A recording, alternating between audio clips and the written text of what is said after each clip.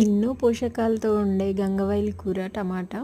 గంగవాయిల్ కూరతో మీరు పప్పు చేస్తారా? టమాటా చేస్తారా? నాకైతే గంగవాయిల్ కూర పప్పు చేయడం వచ్చు, టమాటా వచ్చు. కానీ మా ఇంట్లో అందరికీ గంగవాయిల్ కూర టమాటా అంటేనే ఇష్టం. దీనికోసం ఒక కుక్కర్ తీసుకొని ఆయిల్ వేసుకొని పచ్చిమిర్చి ఉల్లిపాయ వేసుకొని కలుపుకోండి.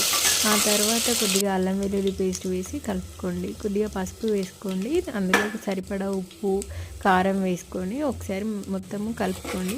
గంగవాయిల్ కూరని కట్ చేసిన తర్వాత వాటర్లో వేసుకోండి. ఎందుకంటే వేర్లతో పాటు ఉంటుంది కాబట్టి చాలా మట్టి ఉంటుంది, కర్రీ అంతా పాడవుతుంది. అలా ఉంటే వాటర్లో వేసుకొని కడుక్కొని శుభ్రంగా తర్వాత టమాటోస్ కూడా వేసుకొని రెండింటిని కలిపి కలుపుకోండి. తర్వాత మూత పెట్టుకొని మగ్గించుకోండి. ఇందులో వాటర్ కంటెంట్ ఎక్కువ ఉంటుంది కాబట్టి 2 విజిల్స్లో ఉడికిపోతుంది. తర్వాత 2 విజిల్స్ వచ్చాక దాన్ని మూత తీసి అందులో కొద్దిగా ధనియాల పొడి, కొత్తిమీర వేసి వాటర్ అన్ని ఎగిరిపోయే వరకు ఉంచేస్తే గంగవాయిల్ కూర టమాటా రెడీ.